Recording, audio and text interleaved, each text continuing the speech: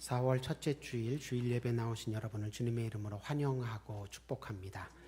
지금은 죄와 사망을 이기시고 부활하신 예수님을 기억하며 기뻐하고 예수님 다시 오실 때 우리도 예수님처럼 죽지 않을 몸으로 부활시켜 주시겠다는 약속에 소망을 두고 기뻐하는 기쁨의 50일 기간입니다. 세상이 어두움과 소란스러움으로 가득하다 할지라도 그의 속지도 않으시고 지지도 마시고 예수님 안에 있는 은혜와 능력과 기쁨 가운데 넉넉히 감당하시고 이기며 나아가시는 저와 여러분 되시기를 주님의 이름으로 소망합니다. 오늘 본문에서 바울은 자기가 전도하며 지중해 지역을, 그 당시 로마 세계를 전도하며 다니는 목적은 예수님께서 자기를 부르신 목적과 같다, 그렇게 고백하고 있습니다. 17절에 나오는 말씀을 한마디로 요약하자면 예수님이 왜 자기를 사도로, 전도자로 부르셨느냐, 그리고 자기가 지금 왜 자비령으로 지중해 세계를, 로마 세계를 돌아다니며 전도하고 있느냐, 새 사람 되어 살게 하려는 목적 때문입니다. 그렇게 고백하고 있습니다.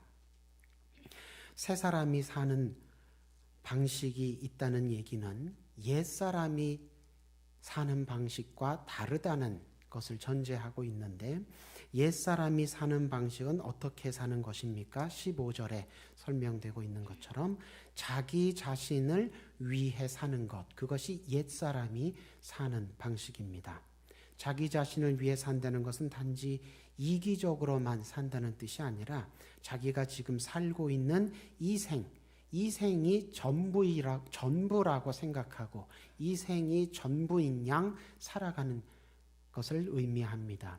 이 생이 전부니까 죽은 다음에 하나님 심판당할 일도 없고 죽다 살면 그걸로 끝이니까, 이 생이 전부니까 다른 사람에게 죄를 짓고 상처를 주고 손해를 끼친다 하더라도 지금 내가 이익을 보고 지금 나한테만 좋으면 그만이다, 그렇게 이기적으로 살게 되는 것입니다.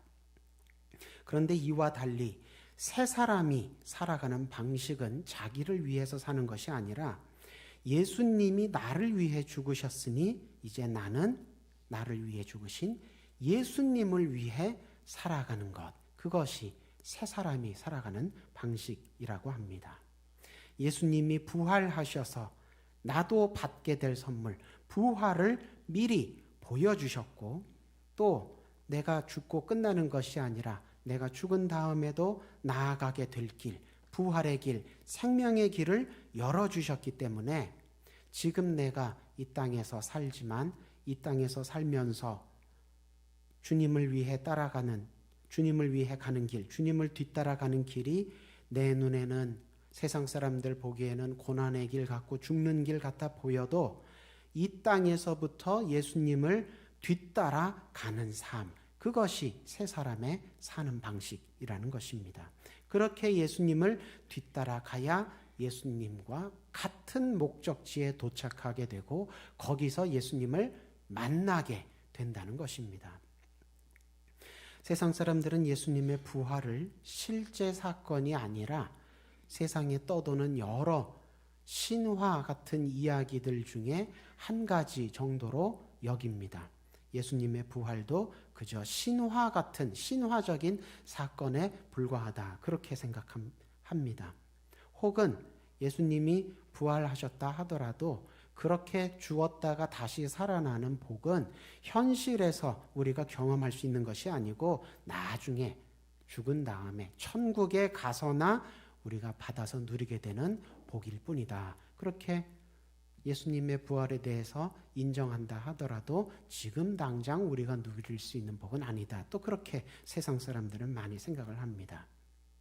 그런데 세상 사람들뿐만이 아니라 교회 안에서 그리스도 신앙을, 기독교 신앙을 가지고 그리스도의 뒤를 따른다는 그리스도인들 가운데서도 그렇게 세상 사람들처럼 희미하게 부활 신앙을 가지고 있는 사람들이 적지 않습니다.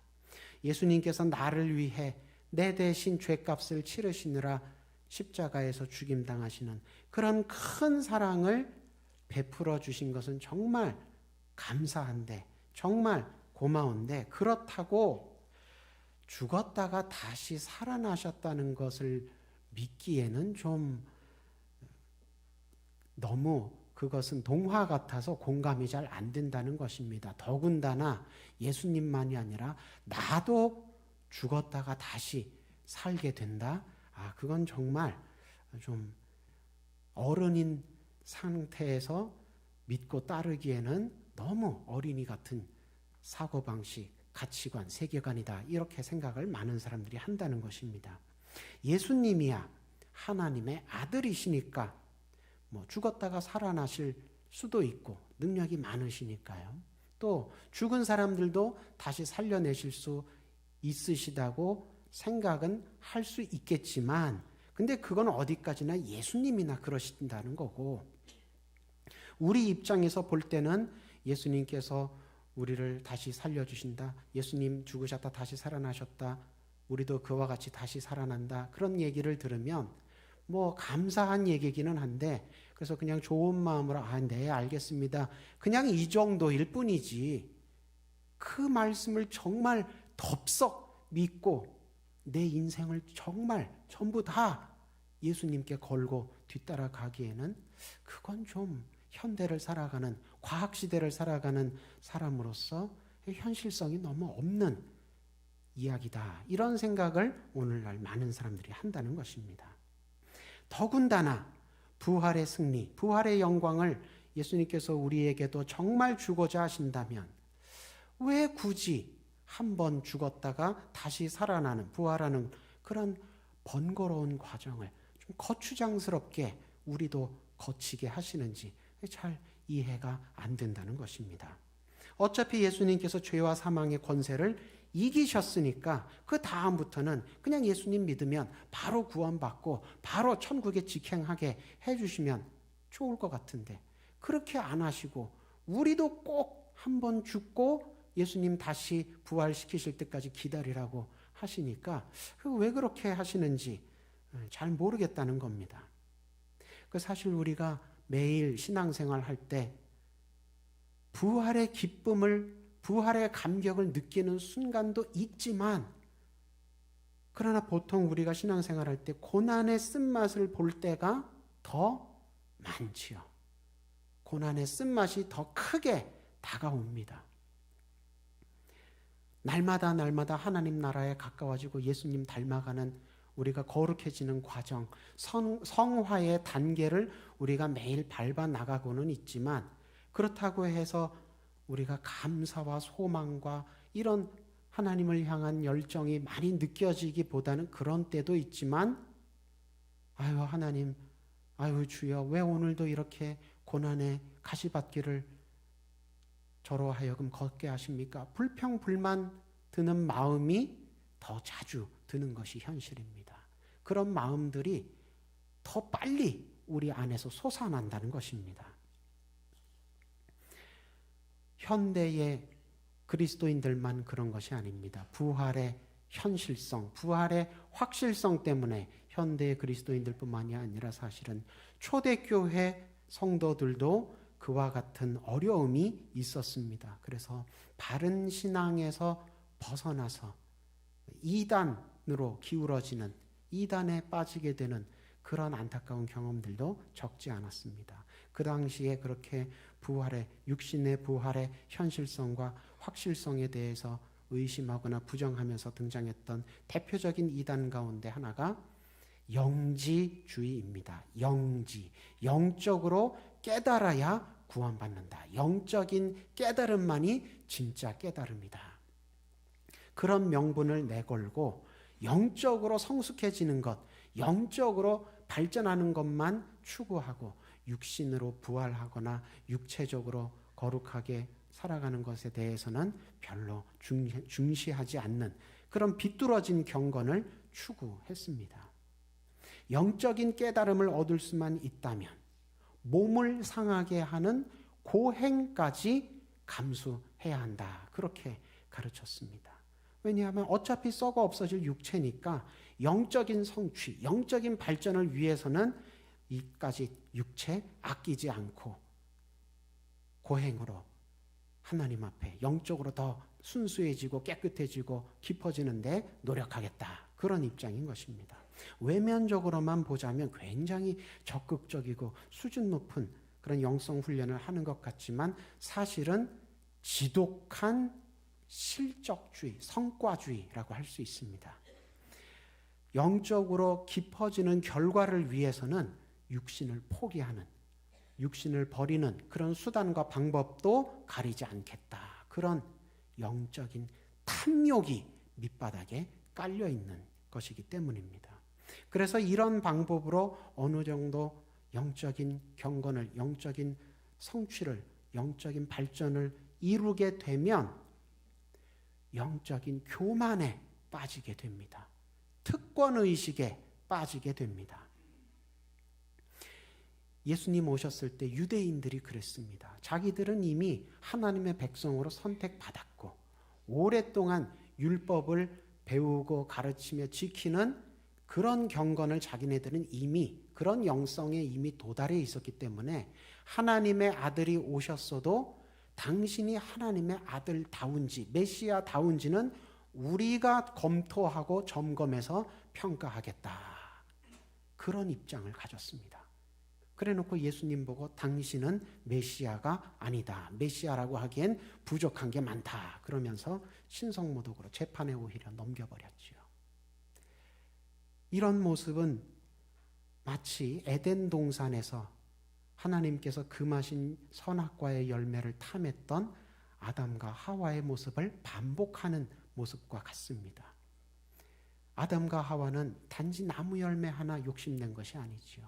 그 선악과를 따먹고 나도 하나님처럼 눈이 밝아져서 선악을 하나님 의존하지 않고 스스로 분별하리라. 스스로 재판하리라. 그런 영적인 교만에 빠졌던 것입니다. 다시 말해서 영적인 교만에 빠지게 되면 이와 같이 자기를 하나님 자리에 앉히려고 하는 자기 신격화의 죄를 짓게 된다는 것입니다. 영지주의자들이 그랬다는 것입니다. 또 어떤 영지주의자들은 영적인 깨달음만 중시한 나머지 도덕적이고 사회적인 영역은 그건 수준 낮은 영역이라 거기서는 이래도 상관없고 저래도 상관없다. 이런 방임주의적인 태도를 가졌습니다. 그러다 보니 그들의 행실은 세상 사람들과 세속적인 사람들과 똑같아지거나 심지어 더 세상 사람들보다 더 몰상식하고 파렴치한 행실을 보이기도 했다는 것입니다. 그러니까 요즘으로 치면 평소에는 하고 싶은 대로 다 하며 살다가 예배 때만 눈물 콧물 흘리고 기도하고 회개하며 은혜 받았다고 간증하는 그런 식의 신앙생활과 같은 모습을 보였던 것입니다. 그런 신앙생활은 은혜로운 게 아니지요. 그런 신앙생활은 위선적인 것입니다. 세상에서 소금과 빛의 사명을 감당하기는커녕 그런 신앙생활을 하게 되면 행위가 따라오지 않는 신앙, 행위가 없는 신앙이 됩니다. 행위가 따라오지 않는, 행위가 없는 신앙을 야고보서에서는 어떻게 표현합니까? 죽은 신앙이라고 표현합니다. 죽은 신앙은 시체 같은 신앙이란 뜻입니다. 그러니까 믿음이 아예 없으면 긍휼히 여기면서 복음을 가르쳐주고 믿음이 생기도록 도와줄 텐데 믿음이 있기는 있는데 이 믿음이 죽은 신앙, 시체 같은 신앙이라. 시체 같으니 어떻습니까? 부패취, 시신 썩는 냄새가 역하게 나지요. 구더기 같은 벌레들이 막 생깁니다. 그러니 그런 위선적인 행위가 따라오지 않는 신앙을, 영지주의적인 그런 신앙을 가지고 있으면 함께 신앙생활하는 교회 안에서도 민폐를 많이 끼치게 될 뿐만 아니라 교회 밖에서도 전도의 문이 막히게 되는 것입니다. 오늘 본문을 포함해서 신약 성경이 가르치는 부활신앙은 이런 식의 신앙생활과는 정반대되는 내용을 가르칩니다. 예수님께서 우리에게 약속하시고 선물하시고자 하는 부활은 죽은 다음에 천국에 가서나 받아 누리는 것이 아닙니다. 영적으로만 제한적으로 승리와 영광을 누리게 해주시는 것도 아닙니다. 예수님께서 우리에게 약속하시고 선물하시고자 하는 부활은 물론 궁극적으로는 재림 때, 예수님 다시 오실 때 완성되지만, 그러나 예수를 구주로 고백하며 회개하는 지금 여기서부터 당장 시작되고 경험될 수 있는 선물인 것입니다. 하나님이 세상을 사랑하사, 우리를 사랑하사 독생자를 주셨습니다. 그래서 그를 믿는 자마다 멸망하지 않고 영생을 얻게 하셨습니다. 하나님이 사랑이십니다. 우리를 사랑하십니다. 그래서 예수님이 오셨고, 이 예수님께서 우리 죄값을 대신 치르시느라 죽으셨고, 우리보다 먼저 부활하셔서 우리를 부활로 부르십니다. 십자가와 부활의 예수님.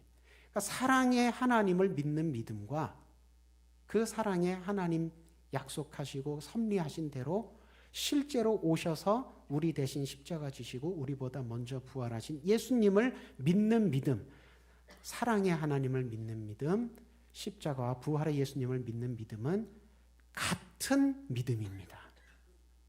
그리고 우리가 주님 안에 있으면, 예수님 품 안에 있으면, 하나님 사랑 안에 있으면 우리가 아무리 죄 때문에 망가졌어도 주님 품 안에서 나도 새 사람 되어 일어날 수 있구나. 이 부활신앙도 하나님을 믿는 믿음, 예수님을 믿는 믿음, 내가 새 사람으로 다시 일어날 수 있다는 믿음, 이 다 표현이 다르다 뿐이지 다 연결되는 같은 한 믿음이라는 것입니다.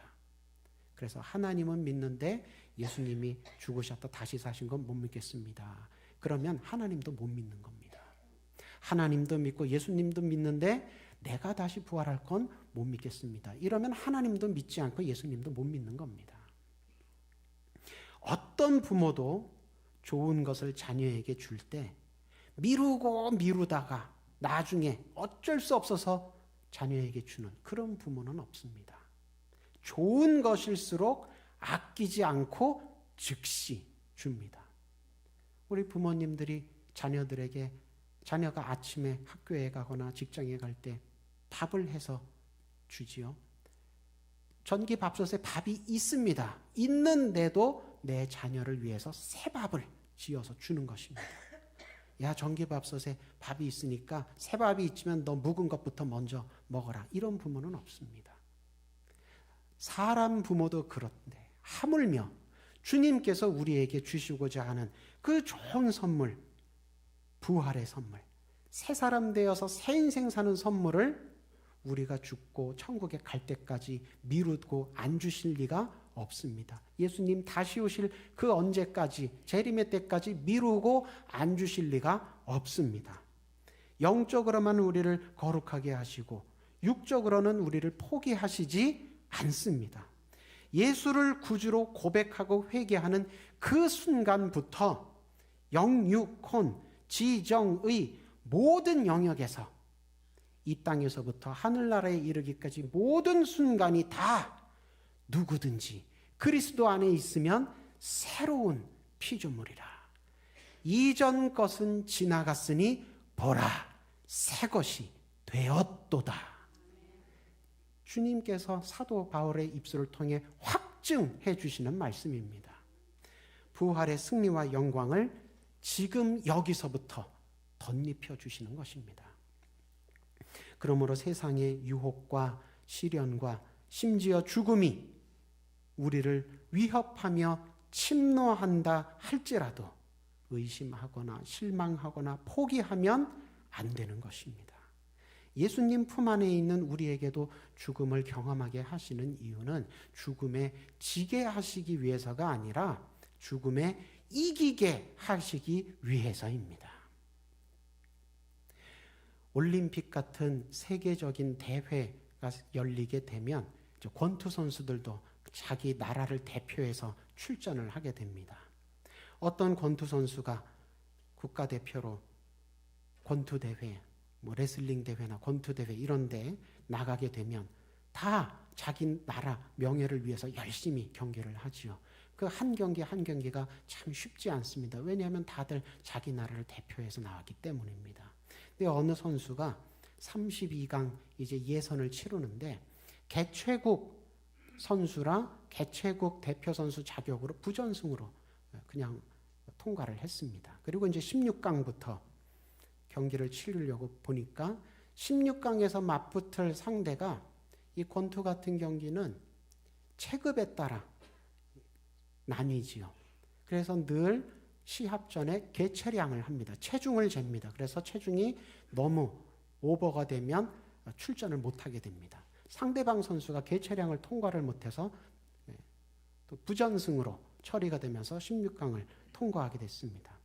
8강에 올라가서 경기를 치르려고 보니까 상대방 선수가 게임을 좀 유리하게, 시합을 유리하게 치르려고 이 권투 장갑 안에다가 반칙, 부정 요소를 이렇게 착용을 했습니다. 그 심판한테 걸려서 바로 반칙, 몰수패 당했습니다. 8강도 그냥 통과하게 됐습니다. 4강 올라가서 이제 상대하고 맞붙어서 시합을 하려고 보니까 상대방 선수가 또 이 복용해서는 안 되는 약물을 복용을 했다가 이게 도핑 테스트에 적발이 됐습니다. 또 몰수패해서 결승까지 한 번도 경기를 안 치르고 다 부전승으로 올라왔습니다. 결승전에 올라와 보니까 상대방 선수가 그 이전 경기에서 너무 열심히 시합을 하다가 그만 부상을 크게 입어서 이 결승에는 내가 참여를 못하겠습니다. 기권을 했어요. 32강부터 결승까지 이 선수는 한 번도 싸워본 적이 없는데 금메달을 땄습니다. 굉장히 행운이지요. 굉장히 행운입니다만 운동하신 분들 아마 다 마찬가지일 겁니다. 어떤 운동선수도 이런 선수를 진짜 챔피언으로 인정할 수 없습니다. 그냥 운이 좋았을 뿐이지요. 예수님께서 우리에게 주시고자 하는 부활의 선물은 이렇게 허울뿐인 챔피언 만들어 주시려는 게 아닙니다. 진짜 챔피언으로 우리를 세워주시려는 겁니다. 그래서 죽음을 경험하게 하시는 겁니다. 죽어야 부활하지요. Come to the edge라는 영시가 있습니다. 아빠 새가 새끼 새들을 edge, 영어로 edge는 가장자리, 끝자리, 모서리를 뜻합니다. 이 아빠 새가 새끼 새들을 이 나뭇가지 끝으로, 지붕 끝으로 come to the edge, 끝자리로 오라고 부릅니다. 그러자 새끼 새들이 we might fall, 우리 떨어질 것 같아요. 겁나면서 안 가죠. come to the edge, 끝자리로 오너라. It's too high, 너무 높습니다. 그러니까 무서워서 못 가겠다고 자꾸 주저주저 하는 거예요. 그러니까 아빠 새가 엄하게 대문자로 come to the edge, 끝자리로, 가장자리로 오라니까. And they came. 아빠가 엄하게 부르니까 주뼛주뼛 갑니다. And he pushed. 새끼 새들을 이 아빠 새가 밀어버린 거예요. 그러니 어떻게 됩니까? And they flew. 새끼 새들이 날아갔습니다. 예수님이 우리를 고난의 자리, 죽음의 자리로 부르시는 게 이와 같은 이유입니다. 이미 우리에게 부활의 날개를 덧입혀 주셨습니다. 그러나 끝자리로 가지 않으면, 뛰어내리지 않으면 날 수가 없지요. 발톱으로 나뭇가지 끝자리, 지붕 끝자리 꽉 쥐고 있으면 그건 새가 아닙니다. 그거 날 수가 없잖아요. 그래서 밀어버리시는 것입니다. 우리 보고 떨어져 죽으라고 미시는 게 아니지요. 부활의 날개가 있으니 날아올라라는 것입니다. 부활하신 예수님을 믿는 사람이란 죽음과의 싸움 속에서도, 죽음과 싸움이 안 무서울 수는 없습니다. 무섭습니다. 그러나 무서운 죽음과의 싸움 속에서도 예수님께서 앞서가신 대로, 예수님께서 약속하신 대로 나도 부활하겠구나 믿는 사람, 그 사람이 정말로 부활하신 예수님을 믿는 사람입니다. 그렇게 믿는 사람이 초대교회에만 있는 것이 아닙니다. 오늘날에도 있습니다. 호주의 복음 전도자 닉 부이치치라는 사람은 태어날 때부터 테트라 아멜리아 증후군 때문에 팔다리가 없는 상태로 태어났습니다. 청소년기에 우울증도 심하게 앓고 그래서 자살하려고도 했는데 어느 날 하나님을 믿게 되었습니다.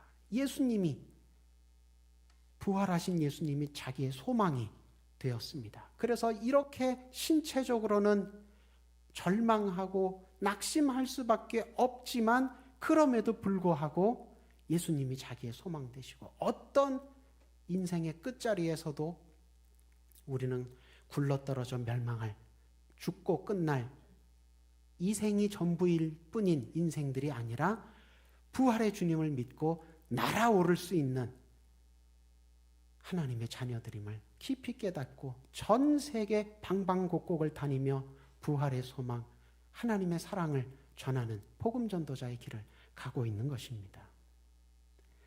오늘 본문에서 한 장 앞서 고린도후서 4장 16절에서 18절에서도 바울도 이와 같은 고백을 합니다.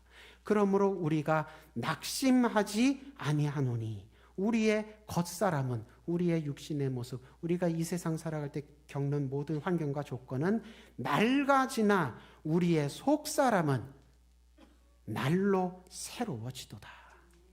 우리가 하나님이 사랑이심을 믿는 것, 예수님이 우리를 위해 십자가 지시고 먼저 부활하신 것 믿는 우리 속사람은, 우리 믿음은 보이지 않습니다. 우리 속에 있으니까요. 그러나 날로 새로워진다는 것입니다. 우리가 잠시 받는 환난에 경한 것, 가벼운 것이 우리가 잠시 이 땅에서 신앙생활을 하면서 환난을 겪지만 그것은 가벼운 것에 불과하답니다. 아유, 그럴 리가요. 내가 얼마나 지금 고생하면서 신앙생활 중인데요. 그러나 바울은 그 고난이, 그 환난이 가볍다고 합니다. 왜냐하면 그 고난은 지극히 크고 영원한 영광의 중한 것을 우리에게 이루게 함이기 때문이랍니다. 우리가 장차 받을 영광이 워낙 크고 무겁기 때문에 지금 받는 고난은 그에 비하면 가벼운 것에 불과하다는 것입니다. 우리가 주목하는 것은, 우리가 소망하고 바라보고 추구하는 것은 보이는 것이 아니요. 보이는 것, 만질 수 있는 것, 이 세상 것이 아니요. 보이지 않는 것이다. 보이지 않는 것은 무엇입니까? 하나님께 속한 것. 우리가 장차 받을 영광, 승리입니다. 보이는 것은 잠깐이요. 보이지 않는 것은 영원함이라. 사도 바울은 잠깐 보이는 세상 것에 현혹되지 말고 그것 가지고 내가 하나님께 복을 받았네, 못 받았네, 구원받았네, 버림받았네 그러지 말고 보이지 않는 것, 아직 없을 뿐이지 앞으로도 계속 없을 것이 아닌 장차 우리에게 주시기로 약속하신 것을 바라보며 우리는 신앙생활을 한다고 교훈하고 격려하는 것입니다. 죽은 자의 부활만 하나님이 하실 수 있는 기적이 아닙니다. 너 같은 건 차라리 죽어 없어지는 게 낫겠다 이런 소리만 듣고 살던 막장 인생이 거룩한 새 사람으로 변화되는 것, 이것도 하나님만이 하실 수 있는 기적입니다. 그런데 그런 사람들이 지난 2000년 동안 지구촌 곳곳에 수없이 있다는 것입니다. 히브리서 표현대로 구름같이 허다한 증인들이 있다는 것입니다. 그래서 죽은 자들이 부활하는 마지막 때, 예수님 다시 오시는 그 재림 때는 아직 이르지 않았지만 이미 시작됐다는 말씀을 믿을 수 있는 것입니다. 아유, 죽은 자가 부활하는 큰 기적이 아직 일어난 적이 없기 때문에 죄인이 새 사람 되는 작은 기적들 아무리 있어도 나는 인정하지 못하겠습니다. 이런 생각은 신중한 것이 아닙니다. 이것은 새 생명, 참 생명, 영원한 생명이 보여져도 식별할 줄 아는 안목이 없는 것입니다. 새 생명, 참 생명, 영원한 생명을 맛보아 주어도 다른 것 버리고 그것을 택하는 용기가 없는 것입니다. 마치 예수님 태어나셨을 때 마리아와 요셉을 향해 방이 없어서 안 되겠습니다. 거절했던 여관 주인 같은 것입니다. 같은 모습입니다. 하나님의 아들이 오셨는데도 이 생에서의 자기 이익을 위해 모른 척 한 것입니다. 예수님을 재판정에서 만났던 빌라도 총독 같은 모습입니다. 예수님을 뻔히 보면서도 진리가 무엇입니까? 진리를 보면서도 진리를 받아들일 용기가 없으니까 외면한 것입니다. 이런 분들은 나중에 이렇게 신앙생활을 하면 나중에 죽은 자가 부활하는 마지막 때 왔을 때 정작 미련한 다섯 처녀들처럼 등잔에 기름 준비할 시간이 없어서 예수님 만나지 못하게 됩니다. 지금 준비를 해야 합니다. 아무리 추워도 새싹이 돋으면 그때부터는 겨울이 아니라 봄이 시작된 것입니다. 새싹이 돋아나서 봄이 되고 있습니다. 그런데 그 봄을 새싹을 보면서도 죽은 자들이 부활하지 않았으므로 죄인이 새 사람 되어도 나는 못 믿겠습니다. 나는 못 받아들이겠습니다. 나는 다음에 이렇게 얘기하는 것은 신앙적인 어리석음, 신앙적인 교만, 신앙적인 게으름인 것입니다. 예수님 부활하셔서 우리와 함께하고 계십니다. 우리를 지금도 도우시고 계십니다. 우리를 위해 예수님과 같은 부활을 우리도 얻을 수 있도록 준비하시고 예비하고 계십니다. 세상이 알 수도 없고 빼앗을 수도 없는 부활을 향해 승리와 영광을 향해 부르실 때 기쁘게 순종하며 기쁘게 새 출발하는 저와 여러분 되시기를 주님의 이름으로 축원합니다.